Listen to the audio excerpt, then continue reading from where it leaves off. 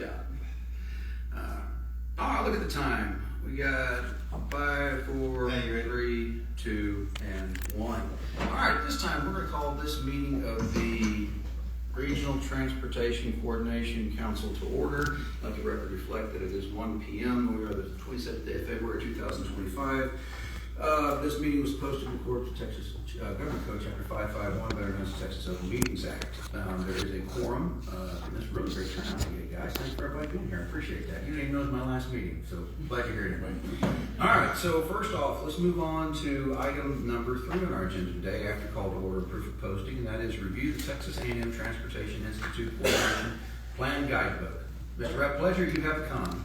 First, I'm Rep Pleasure. I'm the Transportation Manager for the Heart of Texas Council of Governments. Shane Brazel. My name is Shane Brazel. I'm the captain for the Hill County Sheriff's Office. He will probably be replacing Judge Lewis, just so everybody knows. That's a possibility. Commissioners make that decision, but yes. Go ahead. Danielle Gallos with the Waco area. Devin LaGree, Waco NTO. April Cook, Hill County Indigent Healthcare. Aaron Torres, Hill County Elections Administration. Jonathan Mize, Texas Workforce Commission, Vocational Rehabilitation. Ray Patterson, McLean Community College. Danny Elliott, Falls County Judge. Justin Lewis, Hill County Judge. Russell Dvorsky, Heart of Texas Council of Governments. Cindy Van Langenham, Bosque County Judge. Heather Travers, Health Services Director, McLean County. Janice Swachino Waldrop, Waco Transit. Dylan Kincaid Hawker. Carrie Amper with Friends for Life. Misty Hendon with HOTCOG. Oh, Amy Teal. I'm just streaming today. Thanks. Gracie Moss, just here. Well, welcome everybody. Thanks for being here. Okay, so Jen and I and Serena Stevens was down there also Wednesday the 12th, correct? Yes. We're down in Austin for instead of RTCP now they're calling it RCC, Regional Coordination something. I'll go back and committee is what we're now being there. They've changed the name too, so we'll get all those changes in the next meeting and get that figured out. Is it going to be an official name change that applies to this body as well?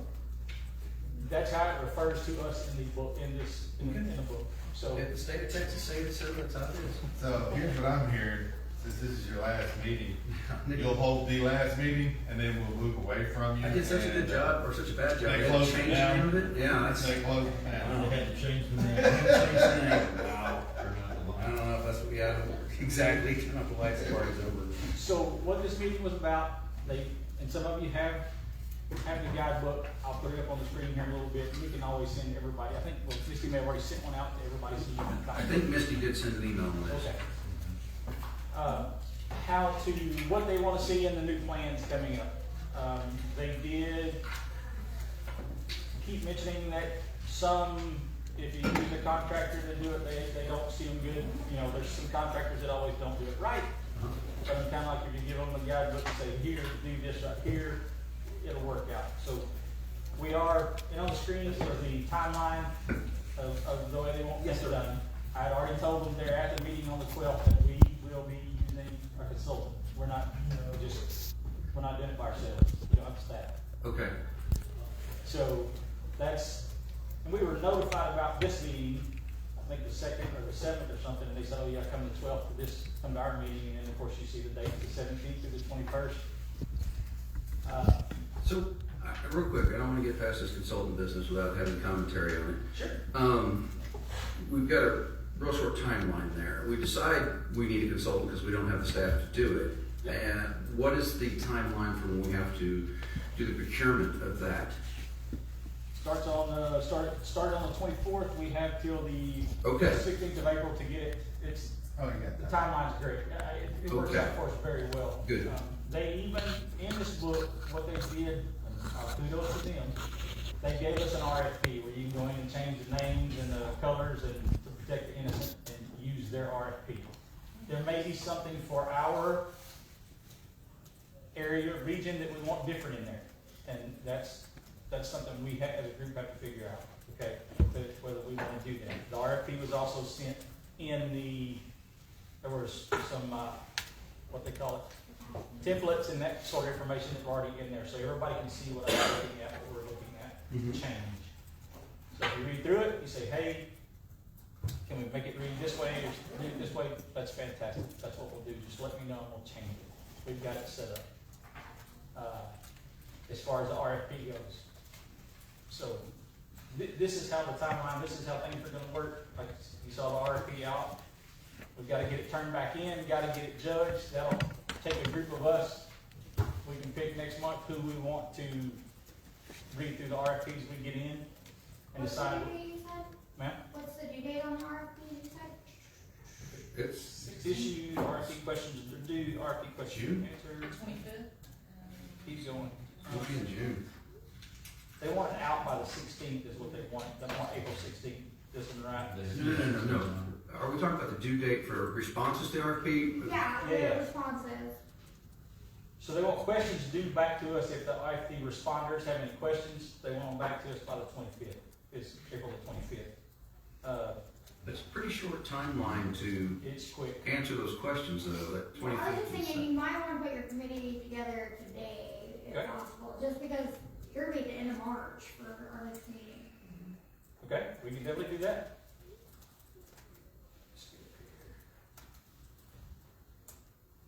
Okay, so proposals would be the 16th of May. 6 weeks is adequate, you know. And then evaluated by the 30th is what it's saying below that. Okay, so you got 14 days to do the job. Yeah. I mean, question on this, I don't have a clue. How many people do this kind of work that you're aware of? A lot. Oh, there's several. Do they? We had, 5 years ago, we had 5 different agencies Okay, good. turn in. Good. KFA's got it. This year, of course, it's gonna be all 6 counties. We're putting it all, it's gonna be all together.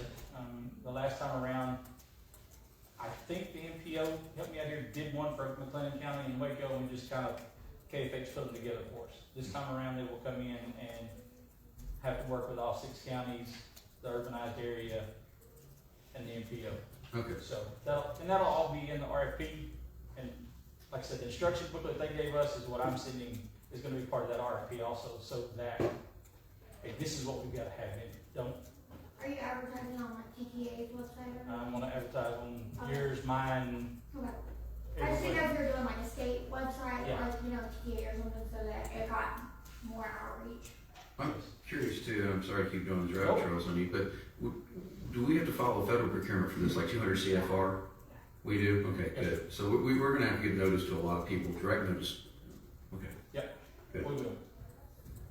So that is the plan. They actually want, and I'm gonna skip all the way ahead to the 26th, or 2026. You see, their August 31st to 26th is when they want the draft plans to them, to TxDOT for review. And then after that's when they'll look at it and say, yes, we like it, no, we don't like it, you need to make some changes to it. So, Okay. that's where we're at there. Ask Judge, I'm just shoot. No, I'm good. I'm catching it. You know what, I'm actually in the templates and stuff, so let me scoot back up here.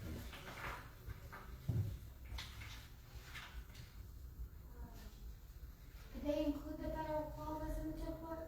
Believe so. Okay. I was talking to, James Cardenas from TPI, they say now, we did get an email day before yesterday that there's something they are fixing in the RFP. So we're waiting for them to drop give me that. They have released the application for the funds to see how much money we're gonna need to do the whole process. Okay. This questionnaire, for whatever reason, they believe that they being TxDOT and the folks that helped them set this up, believe that every mom and pop church out there that has a vehicle will answer this questionnaire. Dan was there with us, so yeah, it used to be how many do you have and what do you do with them? And you put a list of the 5. Now they put this thing in there and it's just, That's, maps are, I'm afraid that's gonna drive participation down. But the state made the decision in their wisdom, not us, so here we are.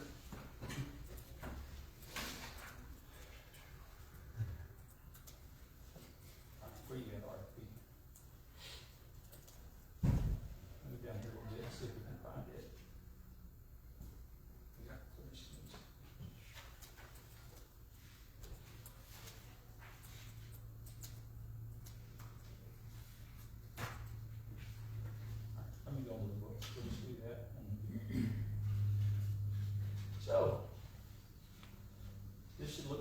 some of you have paper, the guidebook kind of out in front of you, here's the colored version. Well, we could have had a colored version if you weren't so cheap. Mine's tight. You got one. It's online. You got it in your email. Read it online.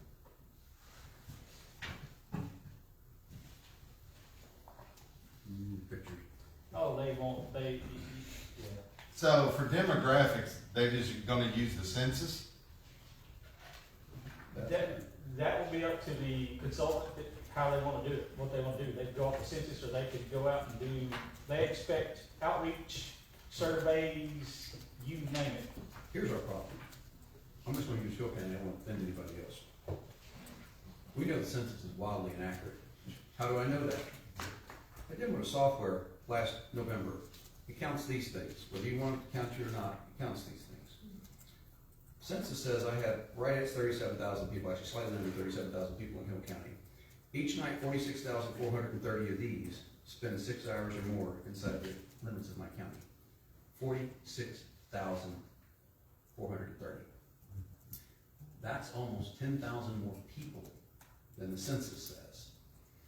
I would say that it might be a wise thing for us to use, or at least mention to the consultant, to use something else other than census demographics, if it's available, because we're going to have a severe undercount. Pause. Please, don't do that, because then Waco's gonna have to bump up to a larger group if they consider how wrong these censuses are, because we're right on that border. So it helps me, but it hurts you. Yeah, it kills me. Sorry about your luck. Like, cause we're right at that 200,000 mark, and we become a larger urban if we rolled over, which is a huge concern. I got you. So there's obviously several concerns we'll have to address. And I don't know if there's a bifurcated way of doing things, or maybe one of these wise consultants have some way of I agree with that. massaging that. We might look at the SEDS, because that's an accepted number, Ah. and the SEDS census numbers are a little bit more accurate. Okay. So, one of the things I was talking to Heather with just a minute ago, that before we started, that had changed were some of the individuals they added to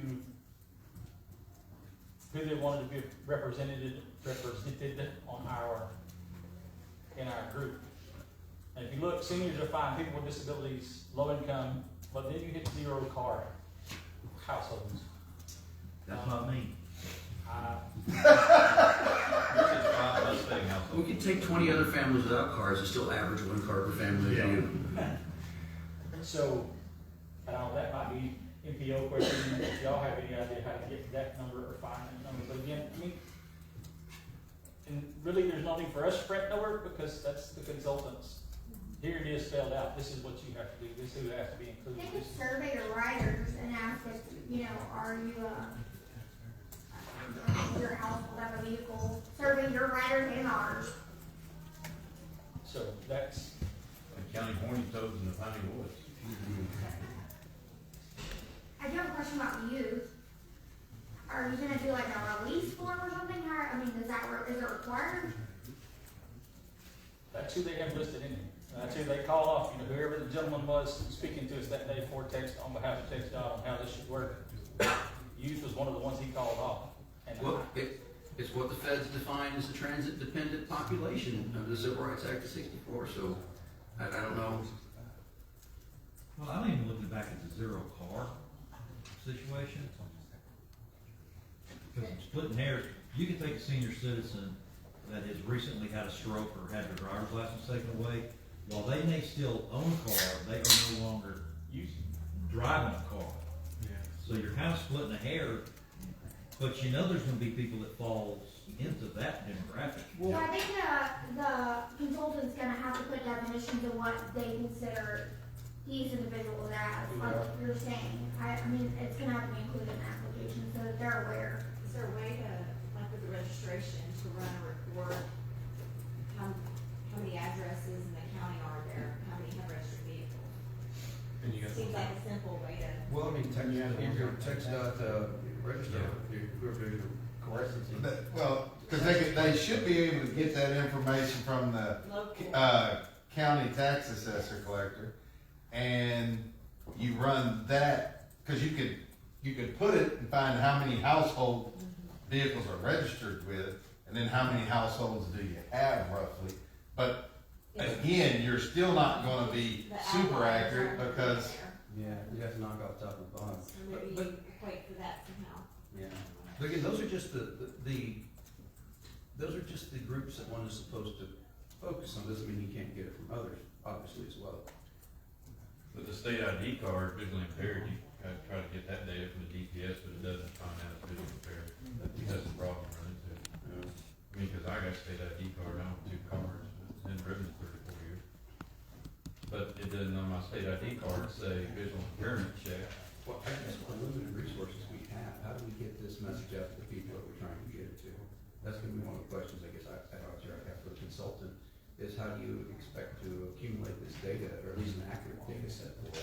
That's gonna represent what we have in Waco and Clayton County, and represent what we have in Falls County, and in between. because like I said, that old man's gonna keep that vehicle registered, because my assumption, you have somebody that comes over and helps him, Yeah. and he drives it, they will drive his car to doctor's appointments or whatever needs that they meet. And I'm from, this is personal, my mom had a stroke, okay? So her vision was impaired. It took about a year before her vision came back, before she started driving. That car was still insured, registered, the whole 9 yards, even though she didn't drive it. It's there.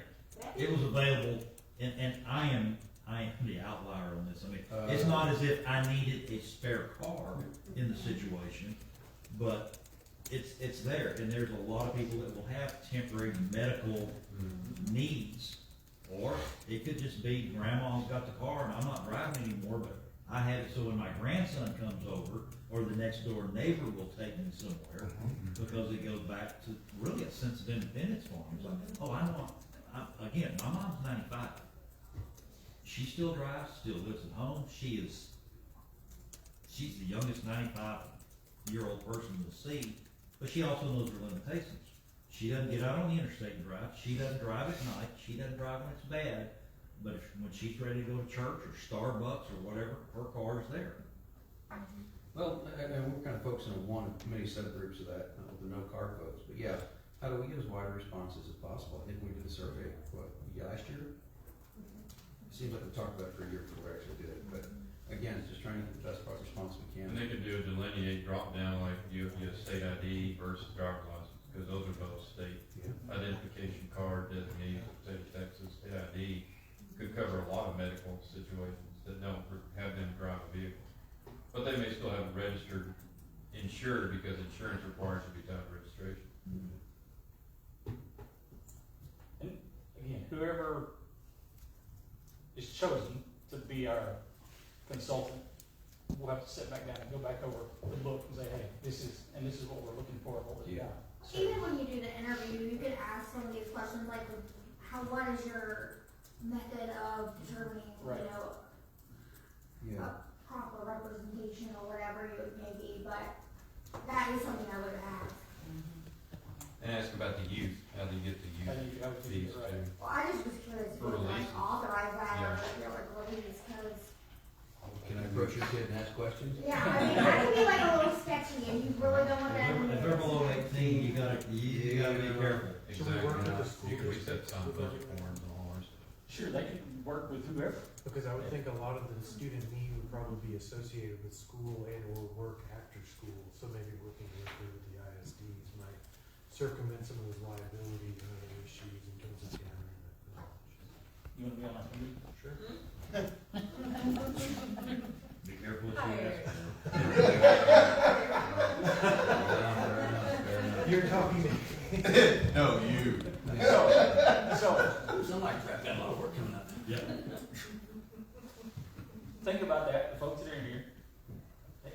We set 5, 7, 6, how many, 10, 5 people On your committee, on the committee, our committee, this is I would say about 6, 7, needs to be like an odd number, Yeah. right, okay. 5 or 7, you don't want too many, but. The pre-April 16th committee.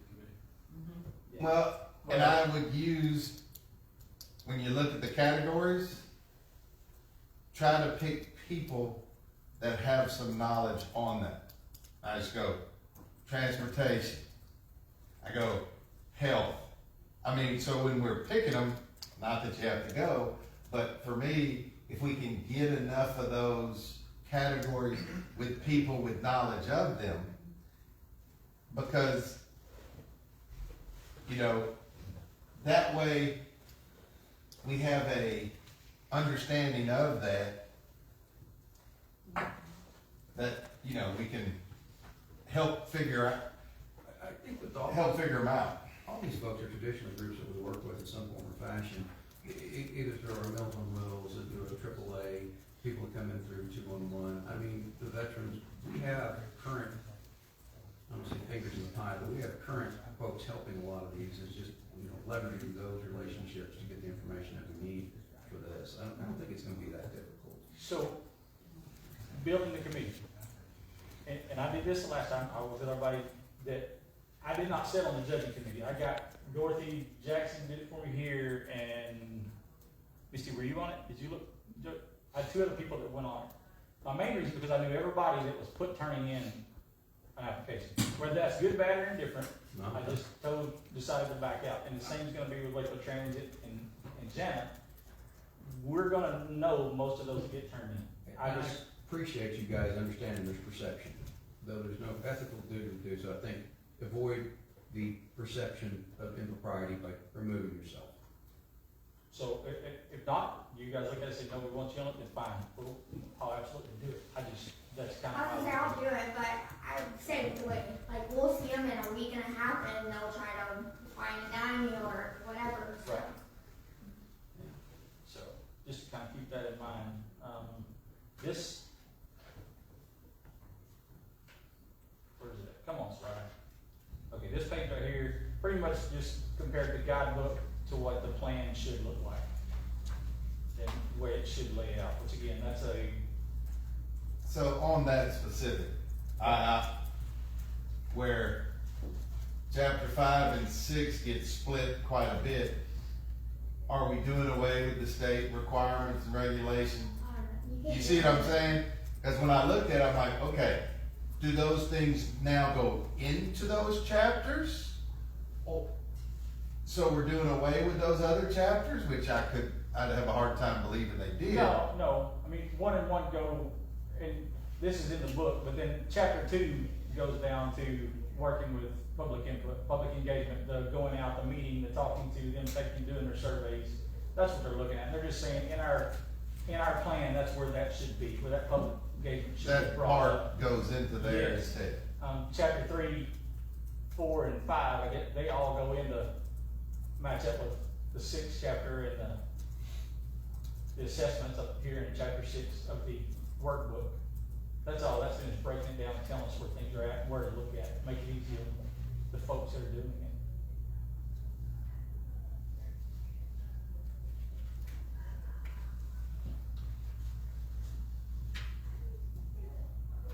And then, of course, chapter 9 will have the approvals. That'll have all the sign off from the executive board and whoever else needs to sign off on it once we get the final plan. Another thing that's in that tip that they sent us was a letter of commitment. And I'm trying to get to that right now so we can really talk about that as far as what, from the outline agencies, what they need to do. There's where it talks about the federal requirements. I think Judge Lewis, you asked about that while ago. I did. I thought that might be the case, but I appreciate you. Where everything's in there, yes. I just want to make sure that if it's required we follow it up front, going back and redoing it is not an option if we screw it up. And at the same time, just kind of a side note, the continuation funds, that will also be coming up in the middle of it. It's not on the timeline or thing, but that'll also be coming up where we apply for how we're gonna continue the meetings and what we're gonna do as far as starting September 1 and in the fall. Oh, shoot. That's the state requirements. There's better descriptions down here. Bear with me just a minute. Get over to everything slide. Let's see. Here we go.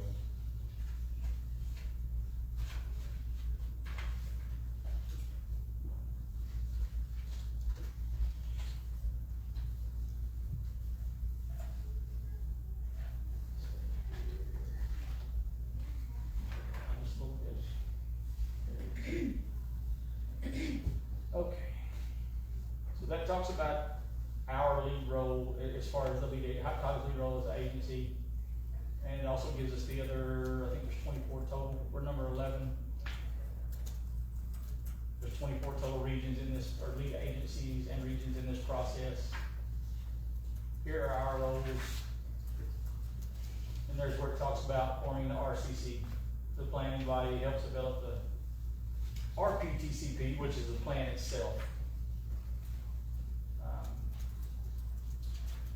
Ensuring the coordination, which, I mean, we're all meeting in here and taking care of this, but they're asking to see more as we go along with these new plans. But again, you have to have the money to carry those plans out. So,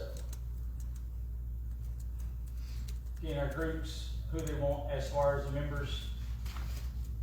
Again, I don't know how you pull zero car household to have somebody sitting on this committee that's that way, but. I think rural transit could give them a right. Yes, ma'am. What about, is there a possibility of getting a list or a report from the DMV? Because they've got everybody that's got IDs and driver's license. We don't need their names or anything, we just need to know population wise. If they've, like, I've got 2 grown daughters and neither one of them drive, but they both got IDs. That's a good question. That's one I had to try to figure out and see. And that may be, like I said, They may already have that way developed, but we just don't know. There's a good chance these consultants have, hope they've done it before and they know how to deal with What this. about, someone with, either, visual disabilities or not unable? Jonathan Michael Yellowshirt, we've got that one covered. Veterans, we have Danny back here in the back, she's a social worker with VA, correct? Am I saying that right? Yes, sir. Okay. So we've got the veterans, Julie Talbert is here when she can be, she is from down at the workforce. Then you've got, which they don't even list up here, is what's crazy to me, but you've got the rural provider, and you've got the urban provider sitting over here, and they used to be posted up here, and now they're not posted up there, so I'm like, you don't want us a part of it, or do you want us a part of it? But, and I think at the top of that paragraph, it does say a little bit there, but still. I mean, you are a direct stakeholder, but. Yes. So, Is youth, you said youth's a new one on there, they want? Well, no, that was on That's the a- survey. Oh, yeah, sorry, survey, okay, yeah, you came off of this one, who's Yeah. sitting on the, Yeah, that'd be difficult for membership on the RCC. Yeah, I was thinking maybe like community school, but they would all be over 18, they just work with you. so this one says develop a MOU. There is a MOU that they have sent to us that is in part of this packet, that it is in there that we will get touched up and headed, put a right title on it, and then we'll get that MOU, yes, sir. So I guess the question is going back to the last paragraph, which is that RCC membership. Is there a mandate as to how many people have to be on it, or do we have You enough? must be an equal representation of the area you're covering, So what does that mean in layperson terms? whatever you want it to mean. Yeah, I think we need to come better than that. So, I mean, there's gonna be a 30-person group, a 20-person group. Well, we 10-person brought that, we narrowed that down when we did the bylaws Yeah. several years ago. And then Correct. the only thing that we really have to add or change would be the zero car house. So we've got everybody else. Yeah. We're there as far as that goes.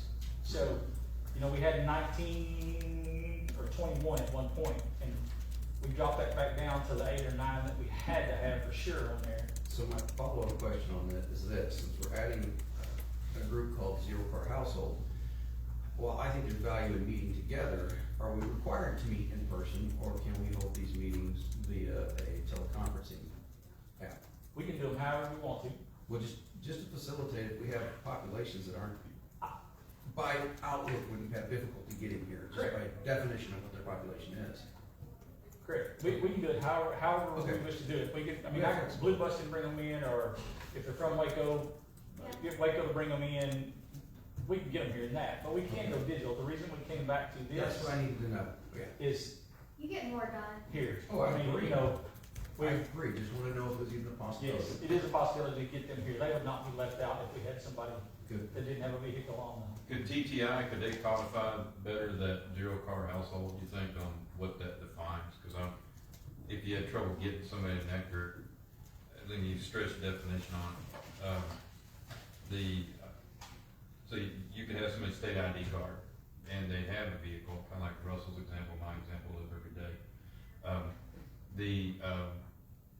They don't drive their car, they have a car, you know, maybe got insurance on part of it, but it's not registered anymore, maybe it's registered to their spouse, or child, that situation, but that could be a way you can get that person, because you may have limitations on getting somebody in the area that's gonna just grab that participation. It's zero car, because they don't have a car, period, and then they're not registered. I think we'll have more fruit we can catch off the tree if we find out TTI says it could be somebody that they just can't drive. And they See, I'm sitting here thinking, we've gotta get a definition of what zero car household Exactly.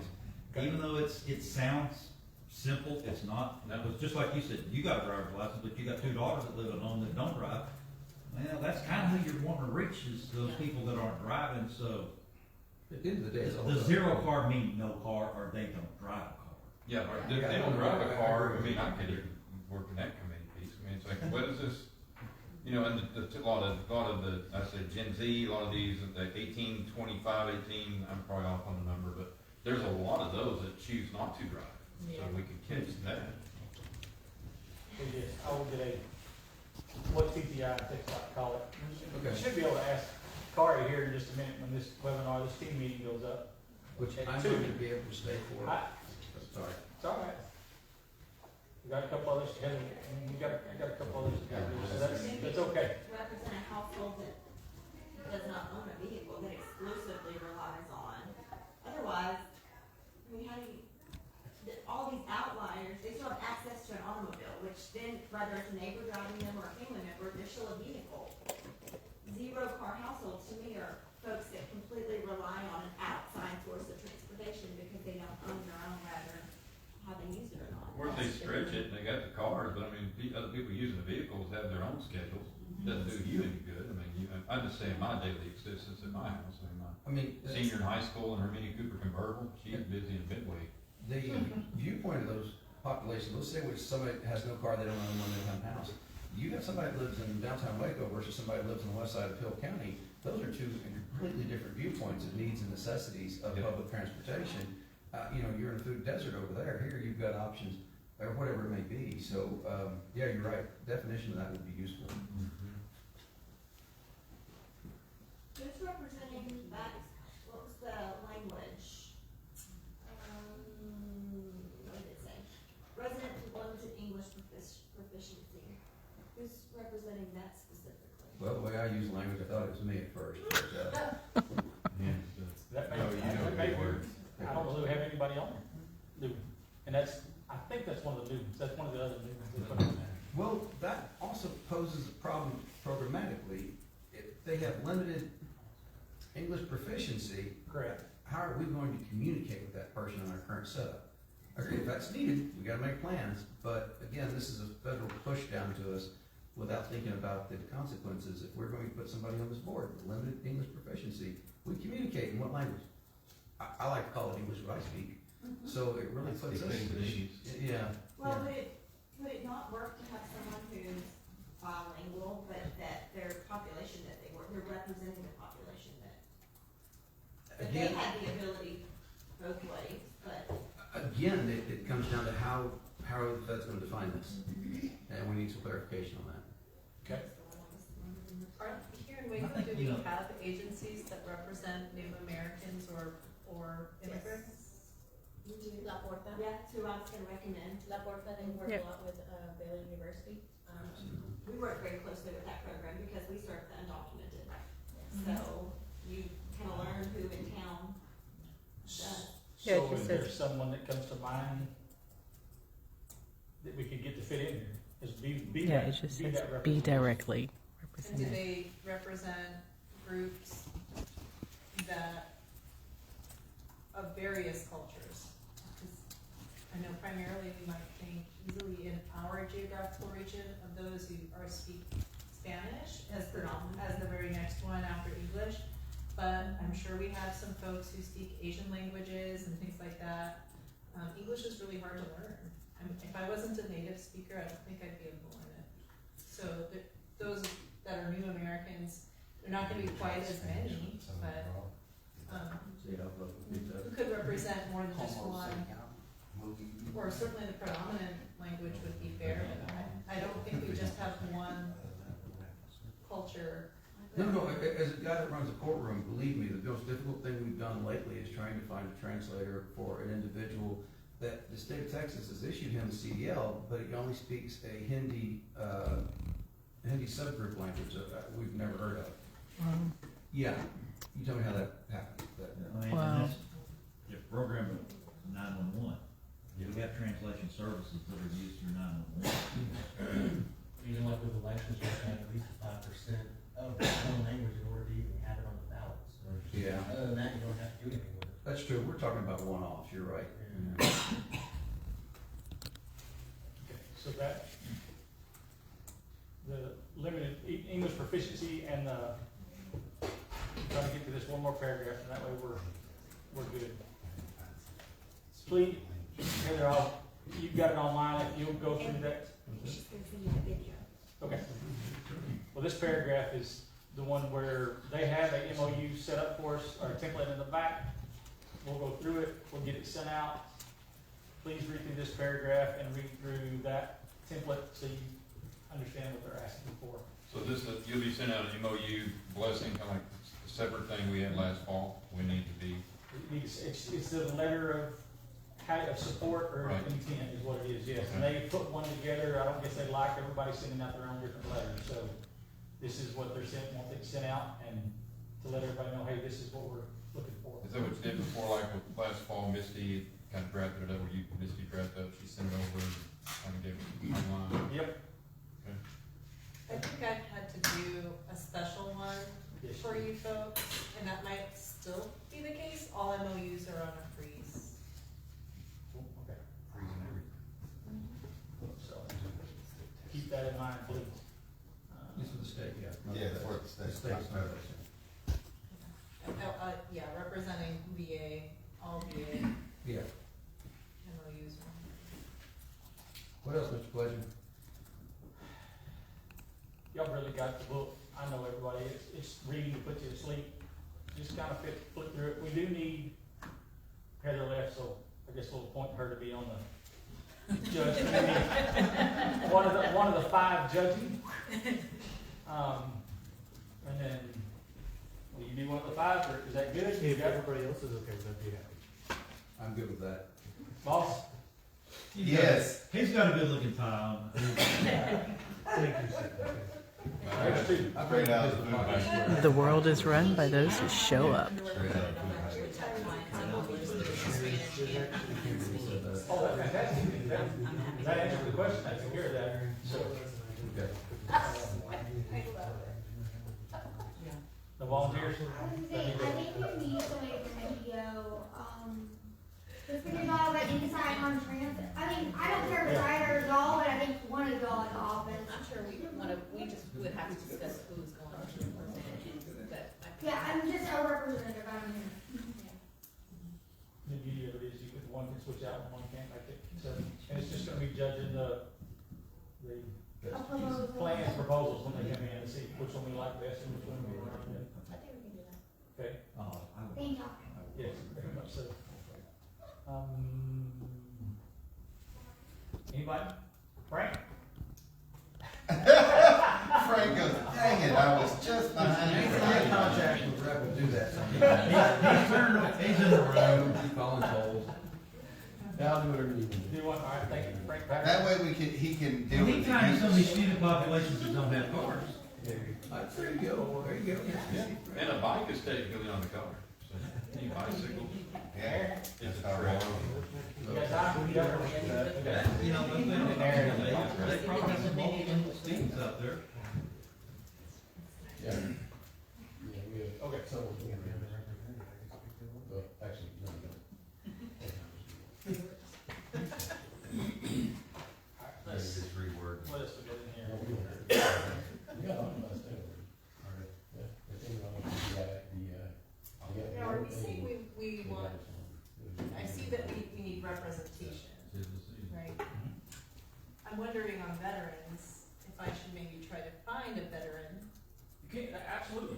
Here's one thing I'd say on these, and I'm gonna be the jerk on this, okay?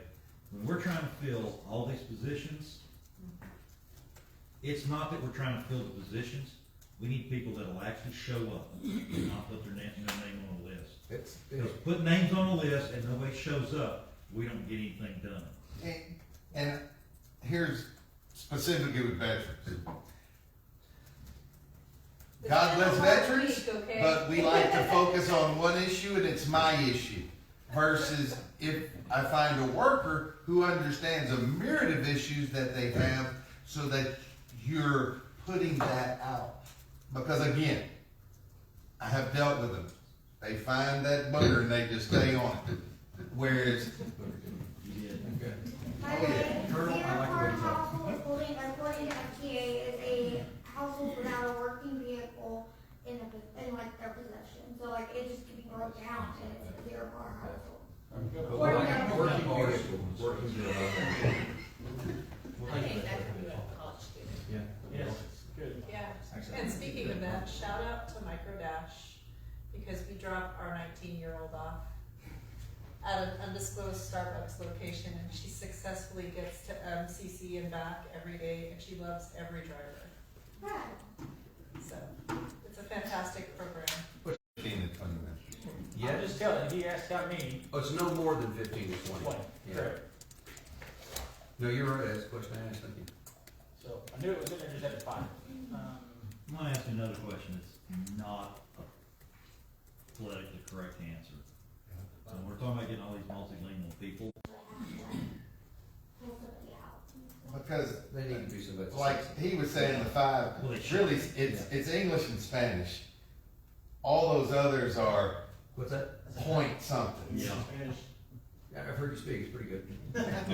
I guess I brought that up just to say that there are gonna be some things that are specific to each culture that experiences that they have when they're working within a dominant culture that speaks a different language, and some things that might be nuanced. So, I put it out there because there could be some things that everybody or I would say a lot of people experience in common when they first become Americans, versus, and then certainly some things that it might be a little bit more influenced or experienced by particular cultures when it comes to trying to access services that might be a little bit different. So, it doesn't mean you have to get one person from every single culture. If I were- Yes, you're allowed, good. Very briefly then, so for anybody who doesn't know, I think everybody does, but I'm working as Director of Health and Human Services here at HOTCOG.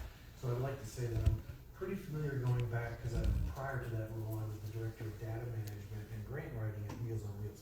So I'm pretty familiar with our census numbers, Okay. certainly in Hill, McLennan, and Falls County. And then once I came to HOTCOG and started serving the entire region, I familiarized myself with the census data going back about 5 years for the whole region.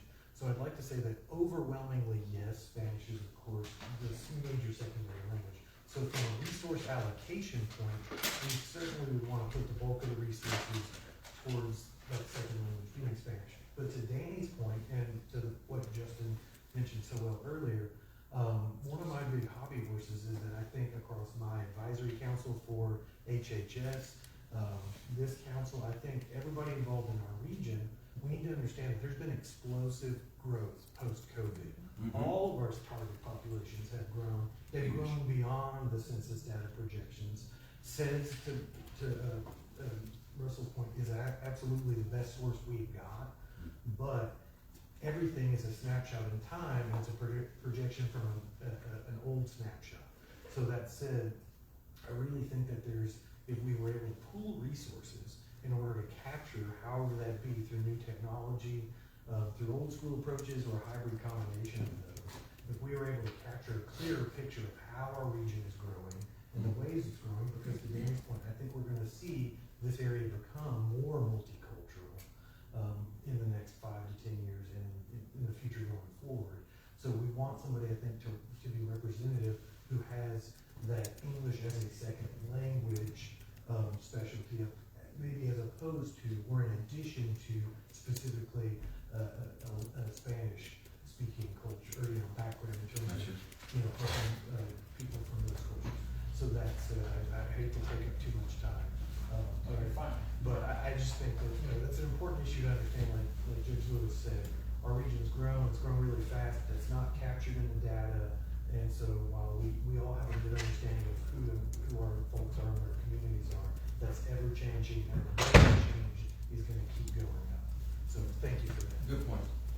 Yeah, I think I just wanted to, I mentioned that because it seems like the heart of the reason that those folks are named on that list is that we're looking at what are the barriers or what makes it easy when you speak another language and you need to access transportation. So what is that experience like? Agreed. And that's why I mentioned it. And I'm gonna jump to one last thing real quick. This can benefit everybody. So from HOTCOG, or the Wednesday we were down in Austin, we sat with some folks from HOTCOG, and they have a tracker to see who your outreach is to. And that's what this is on the screen is, and I can send it to everybody. I got it from her. You can, Okay. she sent it blank to us so we can put in our counties. Spreadsheet. Where I'm headed to with this is if you talk to somebody about what we're doing, try to make a note and get it back to them. Hey, on this day, I talked to this group, I mentioned this, that can go in and be part of this outreach thing. Did you get it? No, I'm just saying, send it to everyone. Okay, yep. Just because, even if you're having like a one-off with your staff, like document it, if you're discussing this and like what's on the horizon, just because all of the input and, engagement that we're doing, HOTCOG is really pushing that, like, that soapbox, or whatever you wanna call it, like, it's a big deal right now for them, it's the engagement of the community. Which the 13th, I mean, the 11th and the 13th, we did that. That'll go on, we'll put that on here. Misty's getting our counties put in and getting it straightened up for us. We'll put that in there. I went and spoke with Meals on Wheels, or folks having a congregate meal at the Galinda City Hall a couple of days ago. There's a big venue in the city. Yeah, It's real nice. they listen, they like it, so that'll be going on here. So anything we start doing, or any kind of outreach or meetings or anything we give out, let's just start making note of it. And you have, it's plenty forward, you may be in that, I've got that in the process, or you put that in that note. Did you get invite from the workforce board on Yes Expo yet? I have not got that back. Yes. I'll reach out to them. Yeah, that's what We- came out.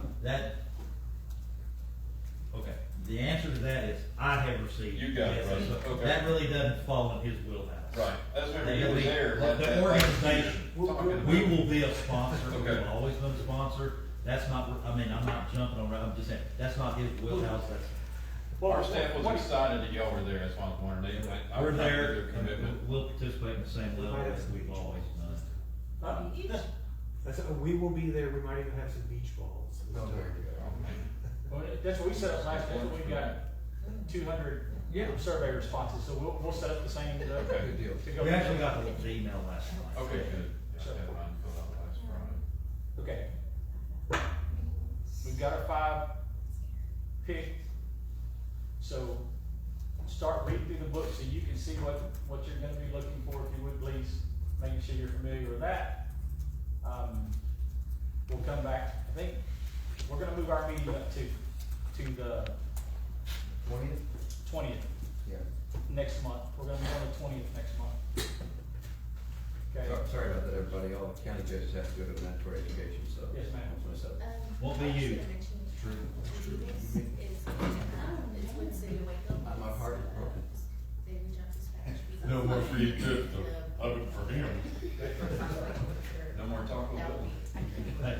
Now, the district, he can come in. Oh, yes. Oh, no. But only for a day. Okay. Not for the whole thing. I like that idea. I was just gonna mention that, the city of Waco has a subdivision, called Amigos, and, they actually reach out to the Spanish-speaking community. They go over topics about, transportation, car seats, they go out into communities and, just speak to them.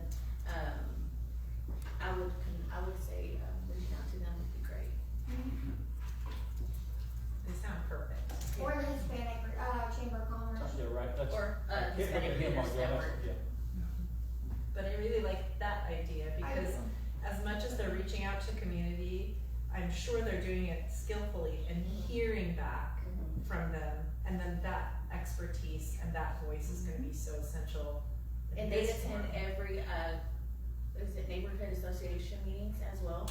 So they are represented there as well. About how many active neighborhood associations are there in Waco now? Hispanic Leaders Network is pretty huge. I'm actually on their, I'm one of their certified translators there. And then, you got the Chamber of Hispanic, Chamber of Commerce. yes, sorry. There's so many, associations, but there's quite a few. Do y'all do any work with LULAC? I don't know. Okay. Okay. I'll stop it there because I'm gonna get Amy in here, get us set up for our team meeting so we can watch it on the screen. We can all sit and watch it. If you got questions, I know some of you gotta go, so. If you need help on flying RP or anything, just reach out. What I'll do is we'll I'm sit down, available. sit down and go through it, and we've got us a checklist, so that works out great too, to make sure it's all in there. All right, so we're gonna take a short recess then, and, guys and gals, the last words, sitting here before I move on to another job. It's been a pleasure to work with you. I thank you for all your dedication to provide these services to our communities, as rural communities in general. I know Waco doesn't always think of itself as a rural community. We have a role. Yeah, slightly, yeah.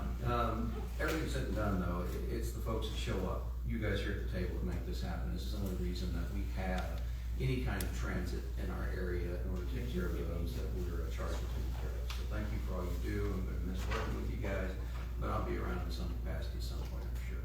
But he doesn't want to see you in court. No, we'll see you there.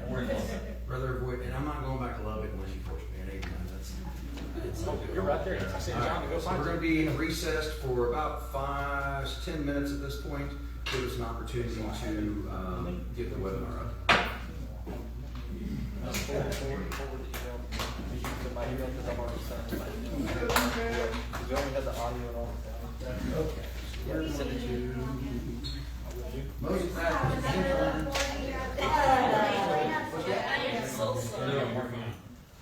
one floor up.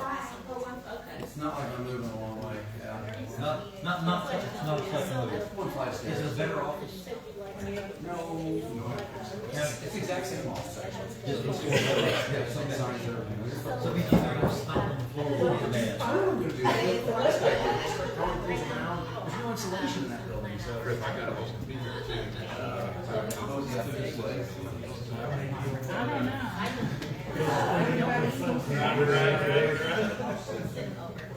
Even if it's just. Yeah, we AT&T offers a translation service. Oh, yeah. Like I said, I'm And that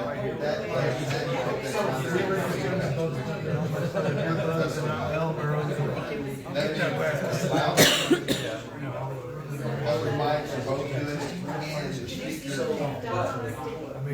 here, and that's why you get to see it. You'll find me the next one. Well, see, it's like a good. Yeah, I don't know that I've heard him use that, I forget. Ain't gonna lie. Maybe in the back.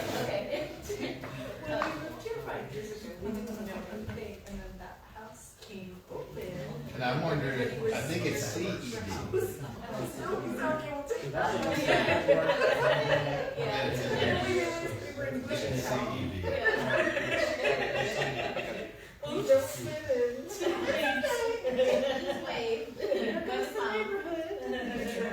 Is there a CED?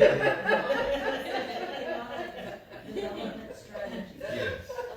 Everybody has a garage and we're like, keep the garage door closed. Well, part of the census is, yeah, what you make. Yeah, I was initially be here too, but then we got a software glitch. So we're doing a meeting. I walked in and do something in Teams. But yeah, send the MOU, we're still good to go. We'll get I was regional not leadership happy involved. move. Oh, yeah. I think I We need made to, if we could find. my wife a age, definitions pretty. my daughter, Islander, Stuff all the time, and all. and I was talking else. I don't drive. That's not, I was like, you and all your, Yeah, you got his, you got his. Cause he's even, before you had a cell, he could be. I did do that, and I was like, Yeah, so when I because was they looking want at, to drive, but he's not tied to any of their vehicles. I was looking, we had like 47 Islanders It's really nice to. in the county. Dang, I thought it'd be a 101. I did, I checked, you know, 'cause like I said, I did put something like his age, and I put something far-fetched for me. And my daughter is something that couldn't be had by between the two. And I'm like, I'm glad you did. that's the same with the gender thing, and I'm like, no.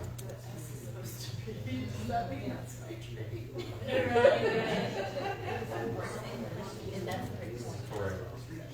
Well, and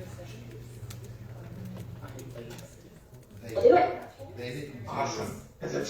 They Should didn't you keep up with that? they didn't do what they were Do a presentation at the same time. like as far as go out where people had dancers to check on, they didn't do it. But they actually got paid for it. They're just talking about filling out the application. Exactly. You fill out an That was application something to the point, oh. to request funding. And this is gonna be, they're just gonna have instructions. So, no, not this. Right, right. I'll be excited to do that. Resource guide finalized, we can, even if it's no. Nice to it's meet you. not gonna go in the production for tomorrow, I love but I've got to eavesdropping. finalize one of the graphics. It's so good, okay, echoes, what did I it gotta do? put it. Oh, it was so fun. Right, she's an email producing woman. Yeah. Another one. We'll probably give it till about 2 after before we get started to give everyone a chance to join. There you go. There you go. So I won't get it. Where you go? Yes. Is this kind of heavy? So it's just, so the application, you can listen Or to. maybe I'll move to that chair. You can ask questions if you want to. It's just kind of put out the application. Funding the paper. Ah. Is what it is. Well, I would have to read what the teacher works. I'm not supposed to help with funding. I think you probably want to be Director of Health and Human Services. Not a HOTCOG. You issued a report this morning in print that contradicts what you You're just welcome. said. Glad you made it. I don't think there's not. You're impersonating somebody. Well, can you see how red I'm turning? Hey, hey. Let me tell you this, you better have that fixed by next month, because I'll tell you who's gonna be looking for it. Circle it, ripped it out of the page. You don't want my haircut? I said, I'm just making sure you feng shui.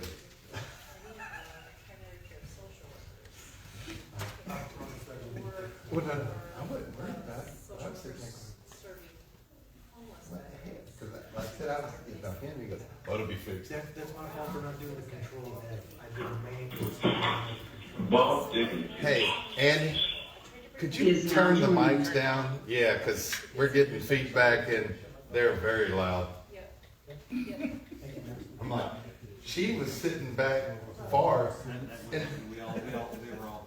she doesn't have a loud voice, but both the mics are picking it up, which called, and then the speakers were picking up the voice, which was causing that feedback. And I'm like, and she wasn't talking loud. Yeah. I'm like, I know I talk loud, but I'm like, I know she doesn't.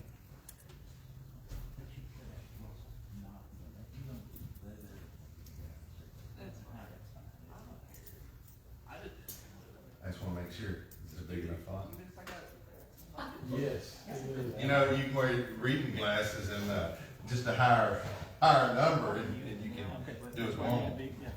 Well, you know, if I had reading glasses, these are my regular glasses, I need bifocals, and I refuse to get them, so. So everybody is on mute. If there's somebody who wants to ask a question, you're gonna have to wave at me and I'll get Andy to unmute the system so we can. give it a couple more minutes as people see the I just was, calendar it was so loud. I mean, she doesn't talk that loud. Click on the button She to join. was sitting here, and I was like, it, that was loud, it was causing that feedback. Gotcha.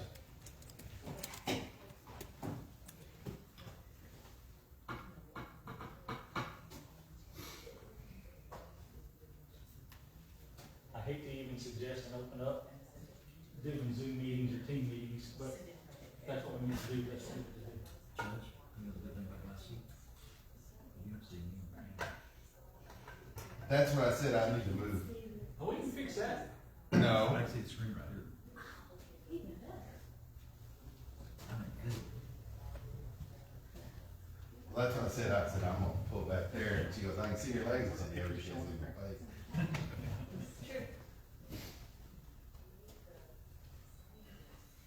Look, now you don't have to worry about it. No, we have no idea what we look like, which is okay. Alright, that's probably good enough. I am going to record this presentation so we can post it to our website. So for anyone who wants a refresher Now, or You do this, we still call them. to attend, you'll be able to watch it again. Well, that's what I told him. If I need to print it, so I that's go, what's recording. Everyone could mute themselves. dude's brilliant. That would be And I great. go, I'm not saying he's not, but I go, 38 years of being a small town lawyer, Yeah.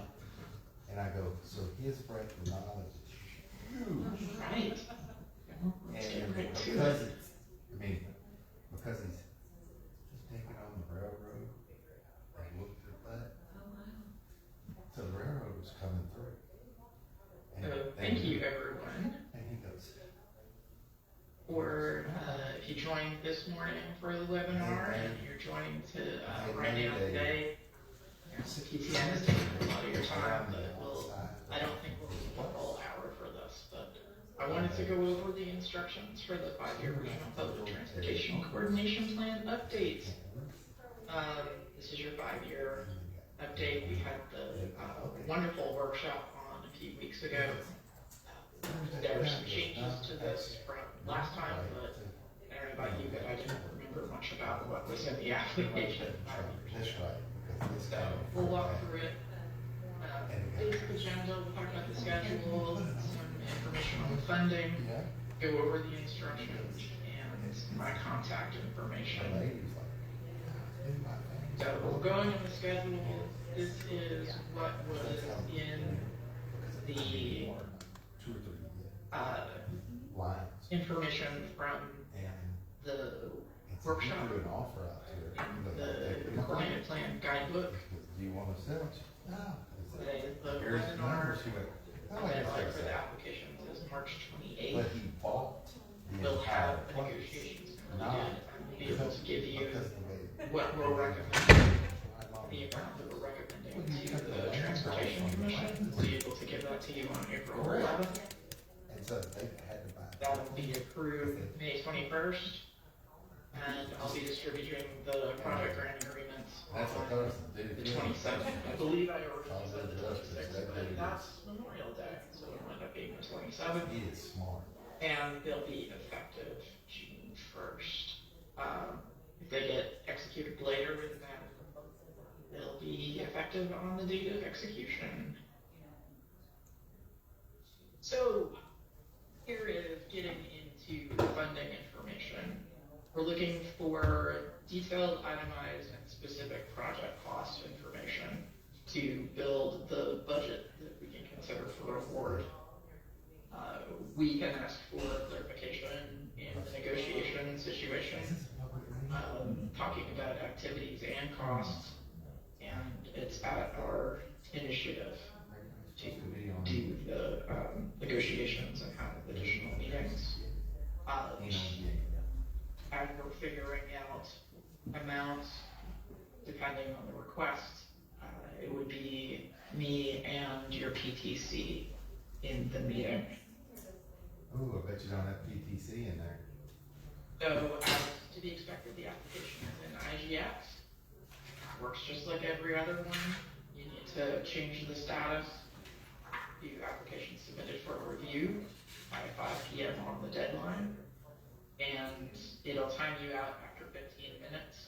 Public What I do for things like this is I compose it in Word or OneNote or some other document and then paste in the text. That way I'm not inadvertently losing everything that is typed into the page. For a handful of places, we end up getting a hard copy of the letter sent to text file. We don't have a way to process that, and by the time it gets through our mail system, it's usually past the deadline. So please do not mail hard copies of letters to us. For IGX help, please reach out to your PTC, but there is an IGX help desk. Got their email address right here. And if you're new to IGX or need a refresher, you can log in and see the subgrantee user manual. So, it's big and it's red, it's very important. You need to read the instructions before filling out the application. And this webinar isn't a substitute for reading the instructions. We put information specifically in the instructions, blue text. It's designed to help you answer the questions. You need to answer the questions based on what's in the application and the guidance in the blue text. But they're not using it as a weapon. We ask for clarifications, we give some information about what we're looking for. It will make it easier on you if you have read the blue text. And if we get any incomplete applications where things aren't filled out, we don't have the information that we need, that can potentially delay the decision on your funding. Given that we have a short negotiation period. So it is of the utmost importance you read the instructions. So here's an example of some of the guidance. So make sure a complete answer. This is one of the first questions that you see. It's on the first form under project summary. So it's asking for a summary of the project, which could be a very large, expansive thing. But what we're looking for is for you to say that it's a 5-year plan, identify your planning region by name, and then if there's any key information about your area. So this is a much simpler response than you might think from such a broad question. But that's just identifying the information that we need. So all of the questions are required, even if you're using a consultant. You're going to need input from your coordination council members or stakeholders for some of the questions. So you want to get started early on this. You've got time to send out the question, get the information you need, and be able to submit it on time. And like I said, same with incomplete applications. Late applications might not be funded until the dates we've indicated, until after the dates that we've indicated in the schedule.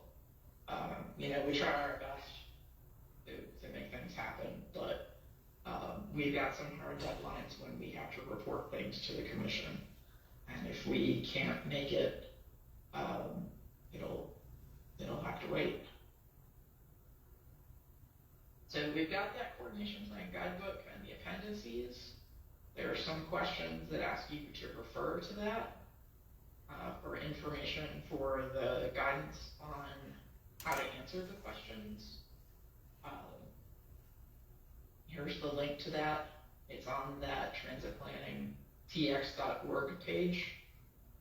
I put a link to that website in the signature of all of my emails. It's one that you should probably have bookmarked. We're going to be keeping it updated more frequently with information as it comes out. So we're doing, instead of filling out the work plan actually in IGX, I've put together a Excel worksheet like the other grant, the continuation funding.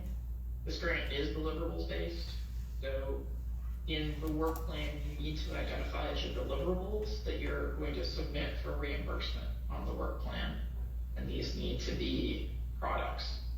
this is where we need your estimated dates and costs, but recognize at this point that you may not have that precise information. These can be amended. Again, your PTC is going to use this information when evaluating your RFRs, and these are the reimbursements that they are going to expect from you and the products that they're expecting attached to that. And we're going to be looking at these dates for monitoring the grant performance. So at a minimum, we're expecting 2 deliverables. There's the interim plan consisting of the chapters 1 through 6, which will be delivered in March, I believe. And that will be evaluated. The first data gathering and setting priorities. We'll get that back to you after making sure that everything looks shipshape. And then the final approved plan delivered to us at the end of 2026. But there can be interim deliverables, of course. We would certainly expect that you would want to get paid more than twice during the whole length of the grant. There's some suggestions of what the deliverables could be. The individual chapters, either draft, if something has been submitted as a draft review, or the final. One of the things that the coordination guidebook talked about was a public involvement plan. And if there are other substantial products that can be presented as a form of product, something that can be reviewed as a deliverable. And for the sake of this grant, meetings don't count as deliverables. I know that's something because in the continuation grants, meetings are a very important part of those. And often, where that gets your quarterly billing, and that's really where a lot of work takes place. There's a lot more going on beyond just the meetings for these, so we're not going to consider meetings. Corey, Yeah. go up to that slide, please, the one you were just on. Yeah. So if we're using a consultant, I understand we're working on getting the money to pay that consultant. How do you want us to work that as far as what the consultant's gonna do? I mean, if I tell them 2 deliverables, I haven't even met with them yet or know who I'm working with, so help me out there. That would be something that you put in your statement of work with the consultant. Do you want to evaluate, what is your staff capacity to evaluate what the consultant is delivering? Do you want to look at what they do chapter by chapter? No, I agree, I get that, but that's after I have a consultant already in the process of picking one out and saying, okay, you're my consultant, this is how you're gonna do it. But that doesn't come until after, that's gonna be a little bit later when we start meeting with them to get through this application. You can identify that with the RFP. You can identify what you need before you're going in. It's for you to determine as the customer. Okay, all right. And we're working on getting the draft of the RFP. I apologize, our CTI crew about the flu, so everything was delayed, but we will have that by the end of the week.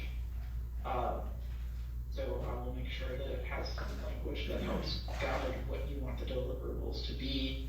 You can specify beyond that how often you want to review, what parts from the guidebook you think that you want to look at specifically. That's going to be on a case-by-case basis for each agency to decide. So this is a look at the work plan, how identifying a particular deliverable, and then giving your best estimation of your target due date and the cost breakdown. There's a line, if you're using a consultant, you can put down for a particular line item for the consultant, but you may have your additional personnel costs in addition to that. So like it says, identify it to the best of your ability at this point. You can amend to this in the course. We'll need to approve the updated work plans, but this is a living document to a certain extent as things are developed, as things change over the course of a plan. But we will be using it as a point of reference. And yeah, like I just said, you can amend it. Specifically, probably after the award amount is recommended, that's when you want to be going in and make changes, or at any point. There's some specifics on filling out the application, the budget and milestones page. These are all going to look very similar. The description you're going to use is for the same. All of the expenses are billed to the same ALI. You don't have to worry about these fields in between. You're going to fill out the award amount. I've got that's covered line by line in the instructions. And we've also got, we're going to match all of these with TDCs. You'll mark that. Using a consultant, you need to give us the RFP, IFP dates, and the estimated contract award. You can look on in the guidebook. There's a suggested calendar to follow for that stuff. You can use that to fill these in. Everyone has to fill in the estimated contract complete, whether it's a contract with your consultant or when you believe you'll have the final deliverable or us, the final approved plan. And that's what I've got in terms of questions. If you have questions for me after this webinar, I'm gonna hold on for a while to take questions now and send an email to me. Please copy your PTC. And if you can put 5-year plan question in the subject line, I'll see that, I'll hop on it first thing. I'm gonna take written questions only so that we can be specific and it's something that we can refer back to afterwards. I'm not setting a deadline for the questions. This isn't competitive, so we can have questions all the way up to the end. However, because there's no deadline, I'm not going to be able to post the answers to the website for review. So if you have a question, ask me, copy your PTC. And with that said, I can open it up to any questions you have.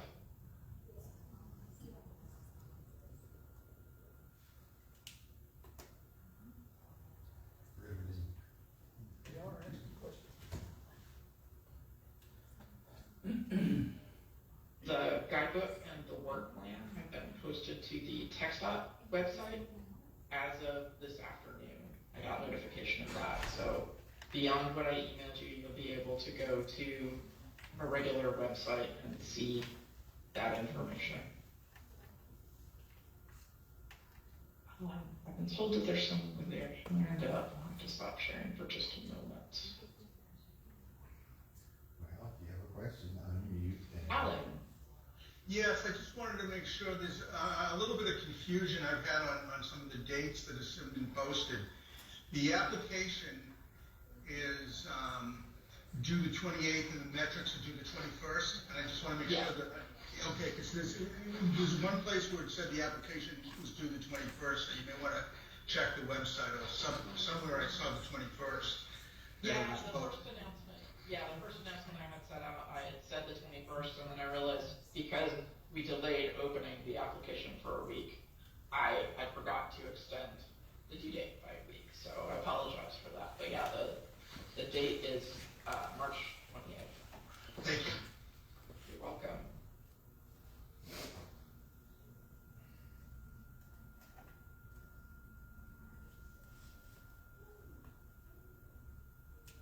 Great, looks like we have another question from Will.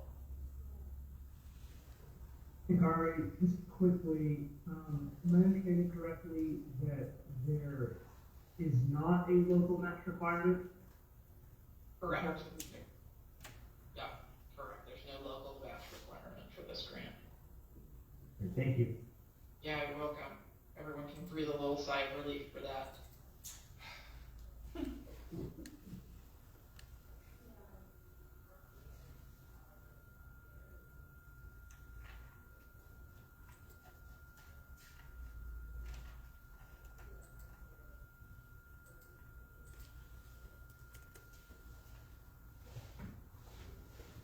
Any more questions?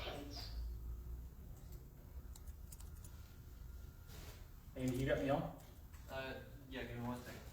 Alright, you ready? One. Hey, Corey, what else did you say was due? Oh, sorry. No, go ahead. So the application is due on the 28th, and you said something else in March? The performance metrics are due March 21st. That's and what you submit for that is the survey that TTI is. Oh, the TTI thing, in the okay. process of sending out. Yeah, the TTI thing. Okay, gotcha. Which is pretty straightforward, yeah. Ooh. Look up TPI. It's in there. Hey, you messing with me now. No, I'm messing with him. I know what you're doing. What? I'll hang out for a few more minutes for any questions that come in, but if you don't have any questions at this point, you're welcome to jump off the call. Hey, Andy, you can shut us down. Alright. Thank you.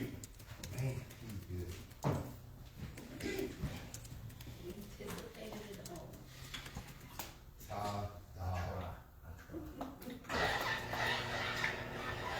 Thank y'all very much. That wasn't quite what I thought it was gonna be, but, okay.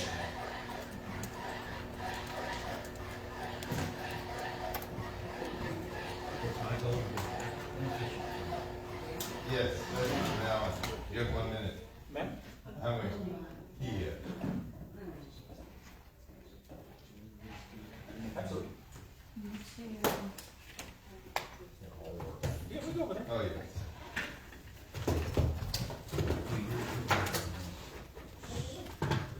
Yes. Yes. 30 seconds. She'll sit there and have the tape crack.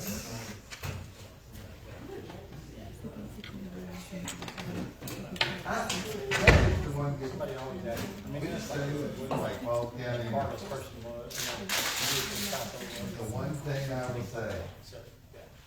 But yes. we almost always vote 5-0. Yeah. And even if there's only been a handful of times where it's been 3-2. Yeah. And there's probably been about 4 hands where it's 4-1. Now, we get abstentions because, you know, but I go, that, on the most part, That's it for today, right? pretty, Hey, hey. we do. I have one of my deputies working on running all those matches for you, so we'll be sending that to you tomorrow. That was good input about the language. Yeah. Thank you very much. It's 7-year-old. I mean, it's rarely. We've had 2 votes. Bye. Thank y'all for coming.